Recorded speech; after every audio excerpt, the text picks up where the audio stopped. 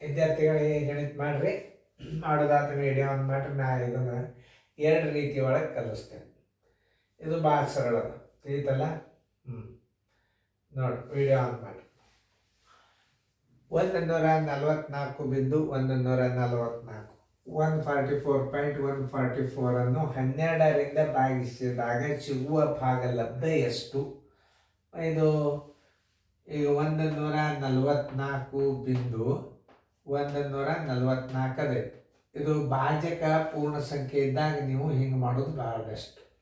ಯಾಕಂದ್ರೆ ಭಾಜಕದಾಗ ಏನಾಗ್ಯದ, ಇದು ದಶಮಾಂಶ ಇಲ್ಲ ಅಂದಾಗ ನೀವು ಹಿಂಗೆ ಭಾಗಿಸಿದ್ರೆ ಬಹಳ ಸರಳ.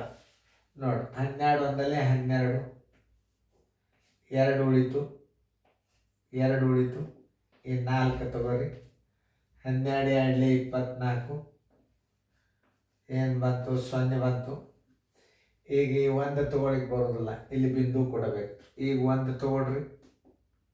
1 ತಗೋಗ ಅಂದಾಗ 12ಕ್ಕಿಂತಲೂ ಸಣ್ಣದಾತು. ನಿಮಗೆ ಬಿಂದು ಕೊಡ್ತಾನೆ 1 ಅಂಕಿ ತೊಗೊಳಿಕ್ಕೆ ಪರ್ಮಿಷನ್ ಇರ್ತದೆ. ಇನ್ನೊಂದು ಅಂಕಿ ತೊಗೋಬೇಕಾಗಿತ್ತಂದ್ರೆ ಇಲ್ಲಿ 0 ಕೊಟ್ಟಾಗ ಈ 4 ಬರ್ತವೆ. ತಿಳಿತಲ್ಲ?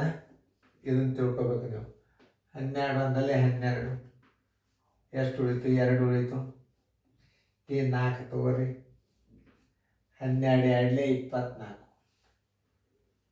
12 2 24 ಬರೋಬ್ಬರಿ ಶೇಷ 0. ಈಗ ಭಾಜಕದಲ್ಲಿ ಭಾಜ್ಯ ಭಾಜಕ ಇದು ಅಂತ ಹೇಳ್ತಾನೆ ನಾನು ನಿಮಗೆ. ಇದು ಭಾಜ್ಯ, ಇದು ಭಾಜಕ. ಭಾಜಕ ಪೂರ್ಣ ಸಂಖ್ಯೆ ಆಗಿದ್ದರೆ ಹಿಂಗೆ ನೀವು ಭಾಗಾಕಾರ ಮಾಡೋದು ಕಲಿಬೇಕು. ಇದು ಸರಳ. ಆಮೇಲೆ ಇದಕ್ಕೂ ದಶಮಾಂಶ ಇತ್ತು, ಇದಕ್ಕೂ ದಶಮಾಂಶ ಇತ್ತು ಅಂತಂದರೆ ಮತ್ತು ಆ ಪದ್ಧತಿ ಬೇರೆ ಇರ್ತದೆ, ತಿಳಿಸಿ ಹೇಳ್ತದೆ ನಿಮಗೆ. ಈಗ ಲಕ್ಷ ಕೊಟ್ಟು ನೋಡ್ರಿ, 12.012 ಇದ್ದದ್ದು ಉತ್ತರ ಸಂಖ್ಯೆ. ಆನ್ಸರ್ ಎಷ್ಟು ಬಂತಿದ್ದು? ಆನ್ಸರ 12.012 ಬಂದದ. ಉತ್ತರ ಸಂಖ್ಯೆಯಲ್ಲಿ ಡಿ ಅದ. ನೋಡಿ, ಇಷ್ಟು ಸರಳಾಗಿ ತಿಳ್ಕೊಬೇಕು. ತಿಳಿತಲ್ಲ ನಿಮ್ಗೆ? ಇದೇನು ದಶಮಾಂಶ ಎಲ್ಲರಿಗೂ ಬರ್ತದೆ. ಭಾಜ್ಯ ಭಾಜಕದಾಗ ದಶಮಾಂಶದಾಗ ಹೆಂಗೆ ಮಾಡ್ಬೇಕು ಅನ್ನೋದು ಸೀರಿಯಲ್ದೊಳಗೆ ಹಾಕಿ ಅನ್ನೋದು ಲಕ್ಷ ಕೊಟ್ಟು ನೋಡಿ.